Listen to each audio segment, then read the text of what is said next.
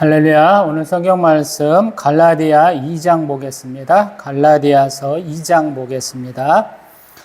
14년 후에 내가 바나바와 함께 디도를 데리고 다시 예루살렘에 올라간다니 계시를 따라 올라가 내가 이방 가운데서 전파하는 복음을 그들에게 제시하되 유력한 자들에게 사사로이 한 것은 내가 다름질한 것이나 다름질한 것이 헛되지 않게 하려 함이라.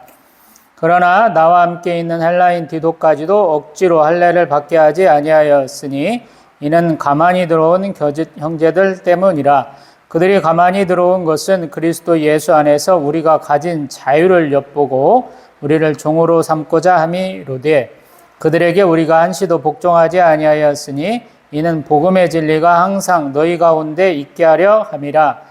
유력하다는 이들 중에 본래 어떤 이들이든지 내게 상관이 없으며 하나님은 사람을 외모로 취하지 아니하시나니 저 유력한 자들은 내게 의무를 더하여 준 것이 없고 도리어 그들은 내가 무할례자에게 복음 전함을 맡은 것이 베드로가 할례자에게 맡음과 같은 것을 보았고 베드로에게 역사하사 그를 할례자의 사도로 삼으신 이가 또한 내게 역사하사 나를 이방인의 사도로 삼으셨느니라.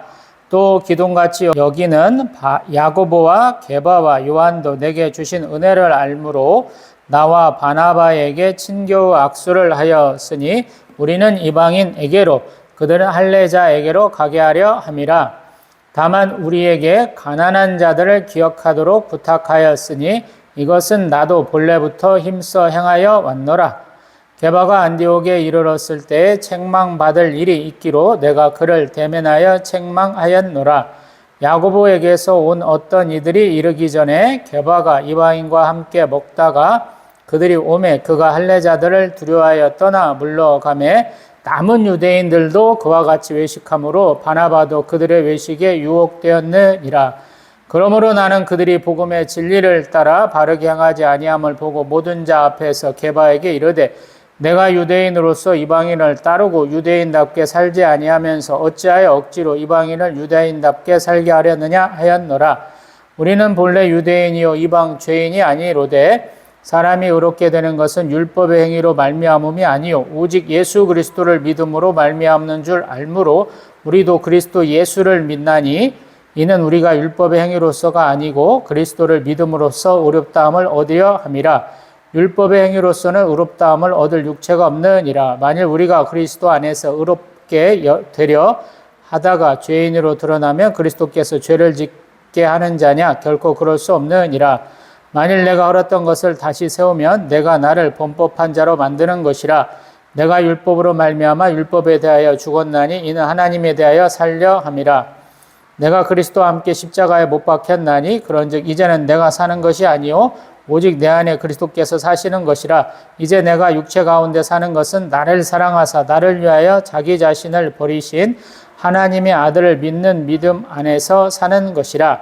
내가 하나님의 은혜를 패하지 아니하노니 만일 의롭게 되는 것이 율법으로 말미암으면 그리스도께서 헛되이 죽으셨느니라. 아멘. 할렐루야. 아멘. 갈라디아서 1장에서는 자기가 하나님으로 말미암아 사도되었다라고 그랬죠. 그리고 또한 자기가 전한 복음은 이렇게 율법과는 좀 다른 것인데 그걸 너무 강요하는 것이 아니냐 이런 얘기를 좀 하면서 자기가 신앙생활을 어떻게 했는지 얘기하고 있죠. 자신의 신앙의 여정을 좀 얘기를 했었어요. 그리고 그러한 부분들이 2장에서 더 계속되고 있죠. 그래서 처음에 그가 다메섹 도상에서 예수 그리스도를 만나고 이렇게 먼저 사도들한테 가서 뭔가 친교를 다진 것이 아니다라는 얘기를 했었죠. 그리고 그 연장선상에서 첫 번째도 그렇고 두 번째 만남에서도 그렇다 그러면서 14년 후에 내가 바나바 디도와 함께 예루살렘에 올라갔었다라는 얘기를 했던 것이죠. 그래서 왜 그렇게 했느냐 보면은 니네도 오해할 수 있잖아. 처음에는 가서 신교 안 했었는데 뭐 가깝게 안 하려고 안 했었는데 두 번째는 가서 뭔가 좀 권위 인정받으려고 한 거야? 이런 것이 아니다라는 거야.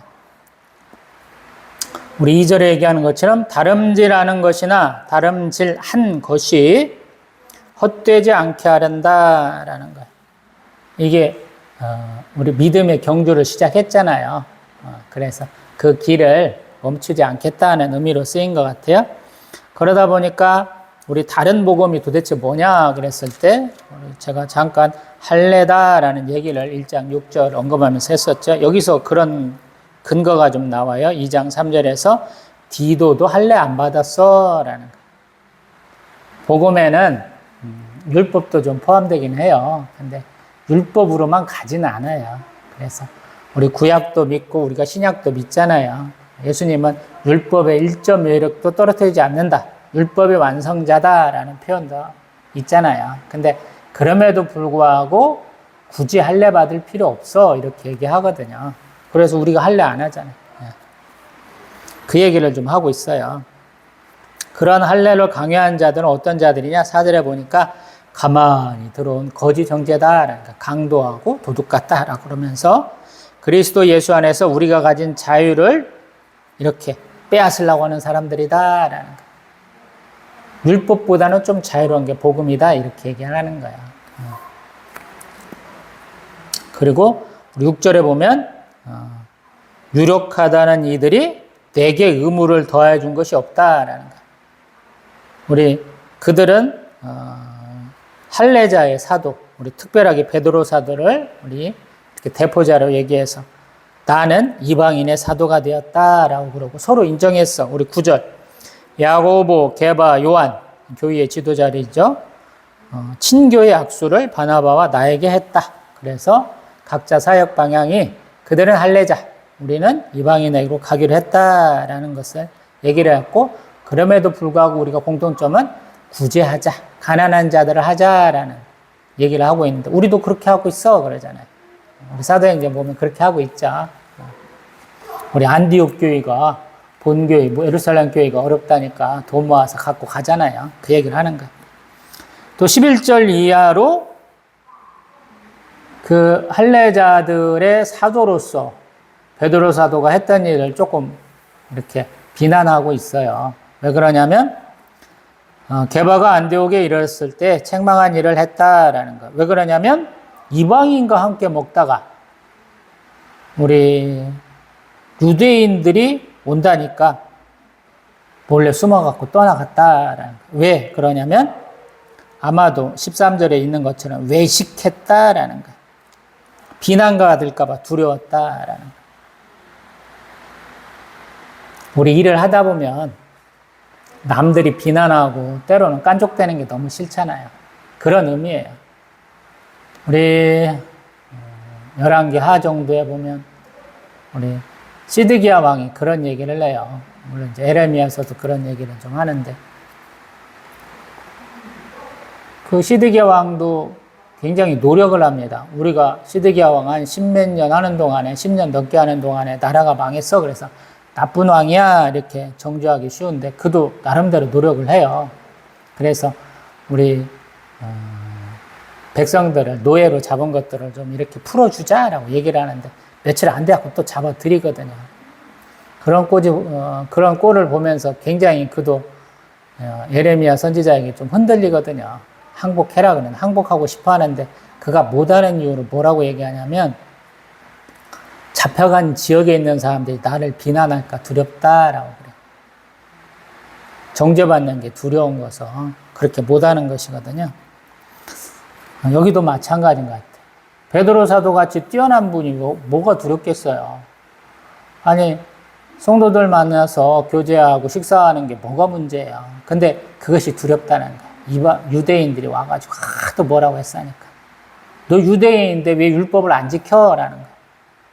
예수님도 이방인들하고 식사 잘 하셨는데 죄인과 세리들의 친구다라는 말씀 들어가면서 먹기를 다 먹고 포도주를 즐기는 사람이다라는 얘기를 들었는데 베드로 사도도 그 사람의 입을 담당하지 못한 거예요. 그래서 도망갔다라는 거예요. 우리 14절 그러나 바울 사도는 그런 거 안 따지죠. 권력 앞에 지위 앞에 무릎 꿇는 분이 아니어서 뭐라고 그러냐면 게바를 책망할 때 뭐라고 그랬냐면 내가 유대인으로서 이방인을 따르고 유대인답게 살지 아니하면서 어찌하여 억지로 이방인을 유대인답게 살게 하려 하였냐?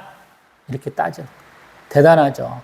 교회 지도자인데 이제 막 선교사 생활 시작한 것 같은데 땡도 없는 거죠 지금. 하루살이가 그냥 덤비는 거랑 똑같죠. 그러면서 우리 바울 사도는 초지일관합니다. 우리는 유대인이요 이방 죄인은 아니지만 사람의 의롭게 되는 것은 율법의 행위가 아니다. 오직 예수 그리스도를 믿음으로 말미암아 우리가 의롭게 된다. 우리도 예수 그리스도를 믿으니까 우리의 율법의 행위가 아니고 그리스도를 믿음으로 우리가 의롭다함을 얻어야 된다. 이 얘기를 하는 거 16절. 율법의 행위로서는 의롭다함을 얻을 육체가 없다라고 얘기를 해요. 이게 유대인들 하는 내용은 좀 달라서 그래요. 유대인들은 율법 잘 행해야 돼 이 얘기를 하거든요. 또 신명기 6장에 우리 말씀으로는 이런 얘기를 해요. 우리가 그 명령하신 대로 이 모든 명령을 우리 여호와 하나님 앞에서 삼가 지키면 그것이 곧 의리의 의로움이다. 율법 행위를 지켜야 의롭다라고 모세는 얘기하고 있는데 우리 바울 사도는 다른 얘기한 거예요. 왜? 그 모세보다도 뛰어나신 분이 예수 그리스도시니까. 율법의 멍에를 우리 잘라내신 분, 벗겨주신 분이 예수 그리스도시니까 이렇게 말씀하라고 있는 거예요. 우리 17절.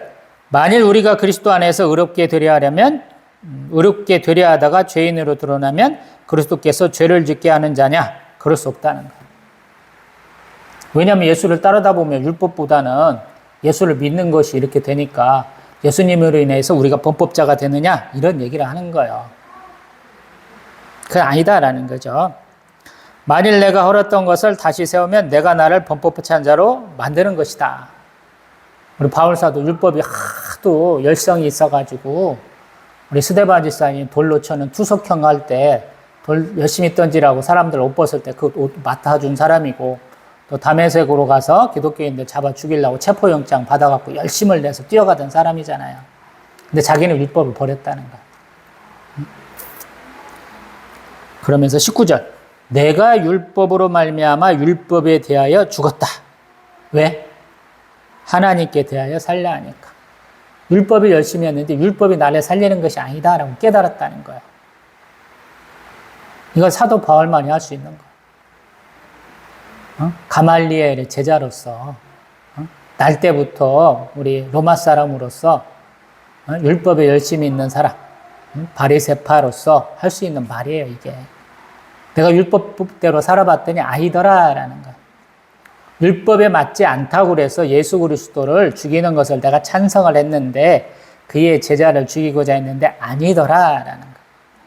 그러면서 우리 20절 말씀 굉장히 중요하죠. 내가 그리스도와 함께 십자가에 못 박혔나니 그런즉 이제는 내가 사는 것이 아니요 오직 내 안에서 그리스도께서 사시는 것이라. 아멘. 내가 십자가로 죽었어. 십자가형을 받고 죽었어. 이런 얘기를 하는 거예요. 어찌 보면 자기 삶을 돌아보는 거야. 나는 죽었다가 살아난 사람인데 어떻게 죽었느냐? 십자가형으로 죽었다 이 얘기를 하는 거예요. 참 대단한 신앙 고백이죠. 이제 내가 육체 가운데 사는 것은 나를 사랑하사 나를 위하여 자기 자신을 버리는 하나님의 아들을 믿는 믿음 안에서 사는 것이다. 아멘. 내가 십자가형을 받고 다시 부활했는데 그것은 예수를 믿어서 부활한 것이야 이렇게 얘기를 하는 거예요. 사도 바울은 죽었다 살았어 이 얘기를 하는 거거든요. 이러한 고백 제대로 하기가 힘들잖아요. 저도 마찬가지. 저도 지금 중생의 삶을 산다고 생각을 하는데 이게 가끔씩은 이 말씀대로 살고 있냐 꼭 하나님 반성할 기회를 많이 주시더라고요. 그래서 자, 그 길을 열심히 가려고 노력하는 중입니다. 21절. 내가 하나님의 은혜를 패하지 않았느니 만일 의롭게 되는 것이 율법으로 말미암으면 그리스도께서 헛되이 죽으셨다. 아멘. 너무 율법적으로 살지 마. 뭐뭇 하지 마. 그래서 613가지 율법 다 지키려고 하지 마라는 거예요. 율법을 폐하신 분, 예수 그리스도시다. 그래서 할례 받아야 돼, 안식일엔 뭐 해야 돼, 이런 거 살지 말라는 거예요. 왜냐하면 너무 본질에서 벗어났다는 거예요. 하나님 얘기하시는 율법을 행함으로 의롭다함을 받는 것에서 많이 벗어났다라는 거예요. 예수 그리스도가 그것들을 그냥 딱 뭉쳐갖고 없애버리고 예수를 믿는 믿음이 더 중요해 이렇게 얘기했다는 거예요. 그래서 조금 새로운 거예요. 그리고 조금 어려운 거예요. 예수님은 하나님이고요.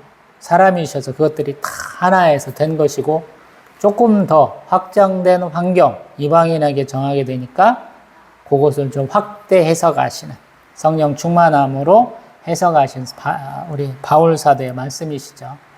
그래서 우리가 이렇게 자유롭잖아요. 엄청 편안하게 살잖아요. 왜냐하면 예수님이 십자가에서 그 값을 다 치렀어. 그래서 새롭게 우리 이렇게 눈도 보이게 하시고 귀도 열리게 하시고 마음 문도 헐쩍 열리게 하시고 하나님 복음을 받아들이게 하셨다라는 거예요. 그리고 우리 사도 바울 같은 분이 있잖아요. 옛 것만 고집하는 사람에게 새 것 얘기하고 새 일 얘기하고 새 아담 얘기하시는 거예요. 그래서 대단한 거죠. 또 뵙겠습니다.